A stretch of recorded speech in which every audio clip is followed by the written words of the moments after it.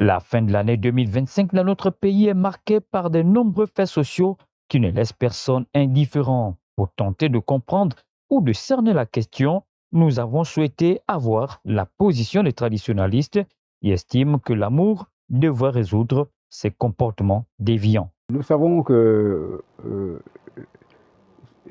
le parfait n'est pas de ce monde, la perfection n'est pas de ce monde. Il n'y a que Dieu, il n'y a que Nzambe Kana qui est parfait. Et nous associons, nous interpellons nos frères, nos sœurs, nos mamans, nos pères à s'unir derrière l'amour, parce que l'amour avec grand A, c'est une grande manifestation.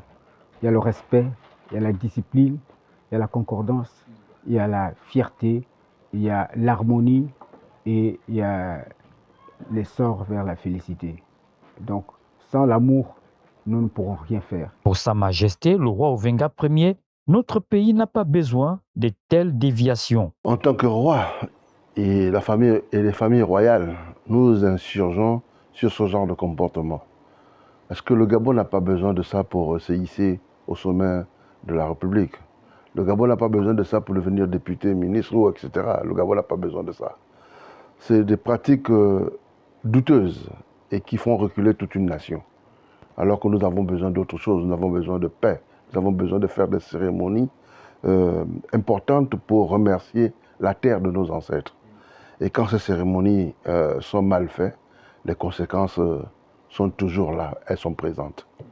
Aujourd'hui, nous avons besoin de réconciliation. Nous avons besoin de nous regarder les yeux dans les yeux pour apporter une justice sociale dans notre pays. La royauté ne peut qu'accompagner le gouvernement dans ces décisions de sagesse et leur apporter les conseils et discuter avec les dirigeants pour qu'ils puissent savoir la position du peuple réellement. Parce que tout ne leur a pas été dit.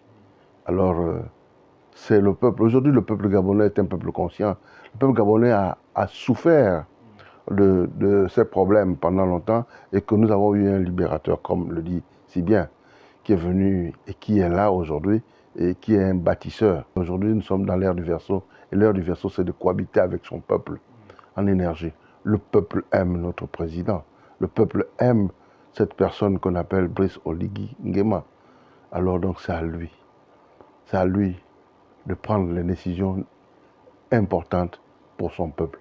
On regarde, on voit les transformations. Mais si on a des transformations avec la faim dans le ventre, alors il y aura des lamentations. Et quand les enfants pleurent, le peuple pleure, la nation s'enlise. Donc c'est souvent difficile de parler de soi-même, de parler de son pays à haute voix. Mais je dis, laissons le temps au temps, laissons à la à la 5e République de pouvoir étendre son savoir-faire vis-à-vis de notre nation. Parce qu'un peuple qui ne prie pas pour son pays, qui ne prie pas pour ses dirigeants, c'est grave. Et en a profité pour souhaiter le meilleur à notre pays et à tous les Gabonais.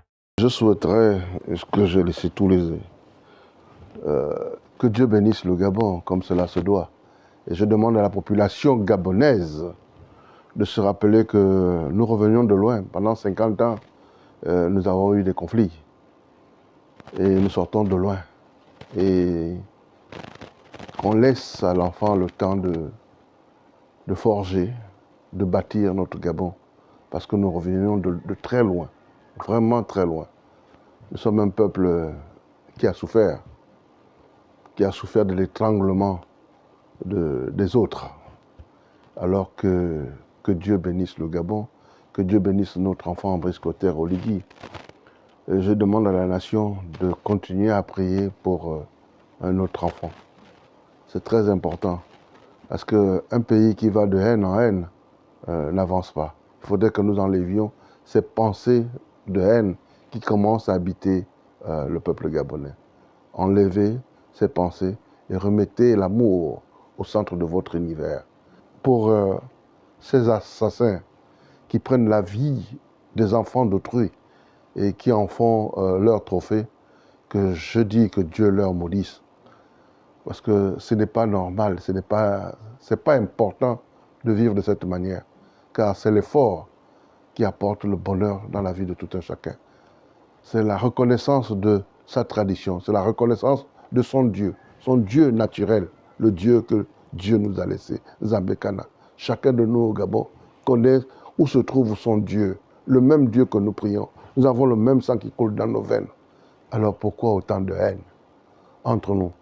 Pour ma communauté, je demande la réconciliation. C'est l'amour que nous avons besoin, ma communauté Mpongwe, Ngoumiene. Soyons unis, parce que ce que j'entends ne me fait pas plaisir. Ça laisse que nous sommes tous mesquins, alors que nous pouvons être plus grands en amour et en fraternité. Pour le peuple gabonais encore, je dis, une poule noire ne pourra jamais faire un œuf noir. Jamais, au grand jamais. Une poule noire fera toujours un œuf blanc. Et que cette blancheur-là apporte la lumière à notre nation. Aidons notre nation à s'élever. Ensemble, soyons forts. Que Dieu bénisse le Gabon, que Dieu bénisse le Gabon, que Dieu bénisse le Gabon et que toutes les spiritualités, que toutes les religions au Gabon retrouvent la paix. Parce que nous ne pouvons que vivre en harmonie dans ce pays.